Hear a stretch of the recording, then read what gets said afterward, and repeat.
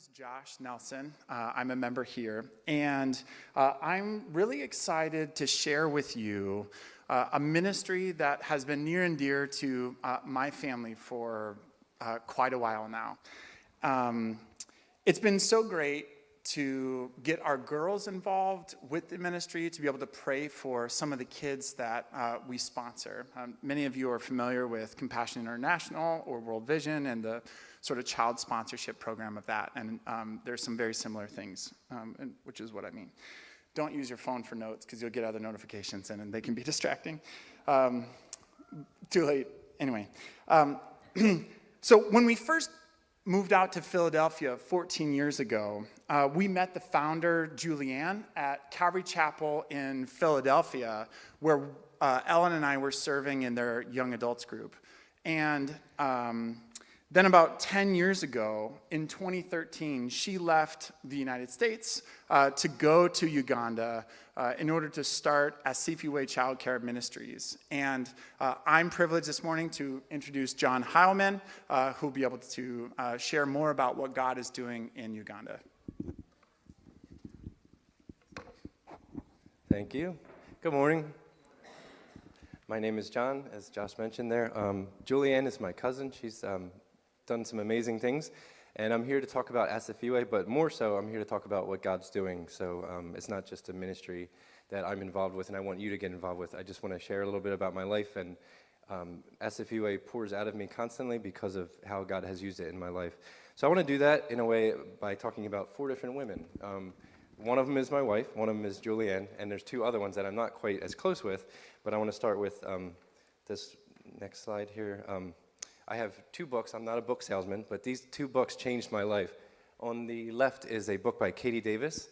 She is a woman who has a very, very similar story to my cousin. She moved to Uganda. Everything she needed in life she had here.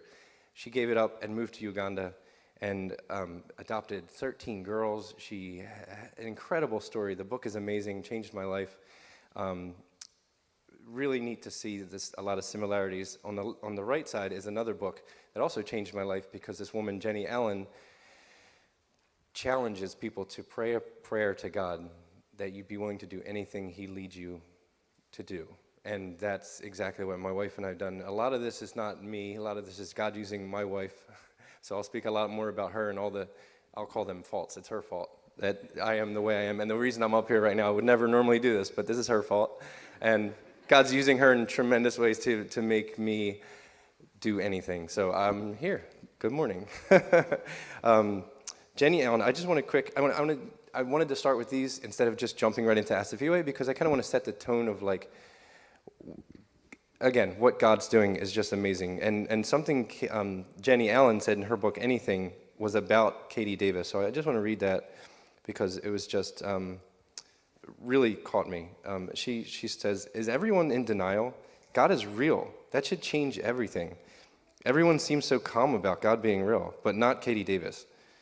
I felt as if I had been laying around drinking a fruity drink on a cruise ship. Looking around, all the people were having a nice time. During the course of this beautiful day, the captain's voice came over the loudspeaker, panicking, yelling to everyone, 'The ship is sinking. Head for the rescue boats.' Naturally, I threw down my drink and started running, but quickly realized I was the only one. Everyone else seemed oblivious. It didn't sit well, but I didn't know what to do. I looked around and everything did look rather pleasant and safe, so I went back to my drink and magazine thinking maybe it was just my imagination. But this feeling stayed in my gut. Something is not right. But I kept sipping, lest they all think I'm crazy. The captain's deep, pleading voice came over the speaker occasionally, and everyone remained unchanged, so I went back to being composed. And then I saw Katie. It was like seeing some fellow shipmate on the other side of the boat, out of the corner of my eye, waving her arms, pointing to the rescue boats, doing everything she could to grab everyone and get them in with her. And in one moment, the enormous reality that I sensed was confirmed. The captain's voice was accurate.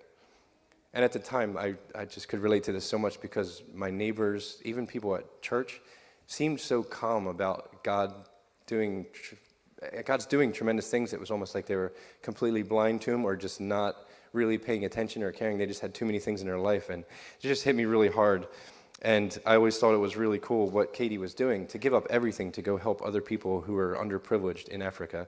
Just really meant a lot to me and was awesome. So now I'll tell you a little bit about where she moved, because a lot of people don't know Uganda. Uganda is called the Pearl of Africa. It is absolutely beautiful. When I landed there, I couldn't believe it. I went kind of just trusting God, like, Dad, lead me where I'm going here. I'm trusting you. And I didn't really look into it a whole lot. But when I got there, I was blown away by the weather. They're about 3,000 feet above elevation, so it's cool. Every day is like 75 and beautiful. They all speak English. I was happy to find that out, so that was neat. You can skip to the next slide. I'll try this again. So I wanted to show this because it's kind of fun. They have monkeys that are, it's like squirrels. They just have monkeys all over the place. And I just thought that was one of my favorite things that was so cool about Uganda. Next slide. This is a somewhat more privileged type of living quarters. If you can see there in the back, there's like walls around it. They are fairly unsafe if you're not walled in, because people are so, there's so many poor people or young people that don't know better, they will steal all the time. So a lot of compounds like this. Julianne lives in a very safe compound with a wealthy individual who can offer some level of protection for her. Yeah, still not going. So most people live like this, though. This next slide here, it's just a little more open. They live in a shack that they built with some tin for a roof and some bricks that maybe they even made themselves, probably. You can go next. The roads, this is what Katie Davis and Julianne have given up. They've given up paved roads for these kind of roads. Some roads you cannot even go down if it rains because it's just washed out completely.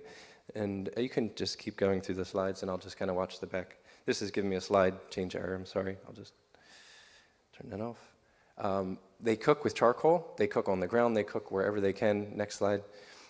Kids are responsible for selling it. A lot of times these are two kids sitting. I thought this one of the greatest pictures. My wife is also a phenomenal photographer. She caught these kids hanging out there just waiting for someone to buy charcoal, and they'll get a little bit of money to buy their dinner for the night. Go next. They get around by taxis. There's not a lot of cars. There's not a lot of wealth there at all. 52% of the people are 15 or under. So getting around is by taxi or by what they call a boda. It's a little motorcycle, or they have bikes like this to move things if they need to. And everything is done together. Everything is outside. They're outside all the time. I just wanted to include this slide to show you this is a small group of kids on a playground. Usually that picture is full of, you can't even hardly see the equipment. But go ahead next. So here's Katie Davis and her 13 girls that she adopted, and you can go next. I always thought it'd be kind of cool. You hear like these great stories, and you're like, it'd be really cool to be part of that movie or that book or whatever it is. This is Julianne, almost a copy of the other picture, and that's my cousin. And so my wife thought, hey, we should get our kids connected with some kids and sponsor, just like it was mentioned, Compassion and World Vision. So we sponsored through them, and then when I found out my cousin's in Uganda, I was like, oh, that'd be really great if we could be closer to the kids that we sponsor. So she has many great pictures like this. She's there in Uganda starting to help kids. So the first thing she did was start teaching and had an opportunity to help one kid. So she's helping one girl. She meets a guy who's also helping one girl, and eventually they start Asifiwe.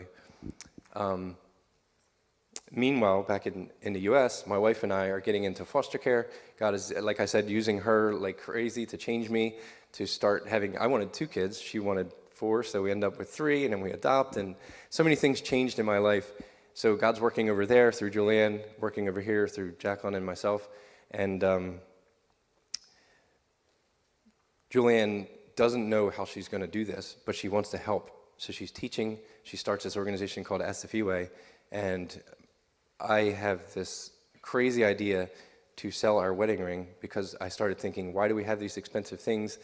And meanwhile, there's starving kids over there. Sell it, get the money, give it to Julianne. There's a lot of miracles along the way. I'm sorry, I only have 10 minutes, so I can't tell you all the stories, but I'd be happy to talk to you outside afterwards. But we sell the ring.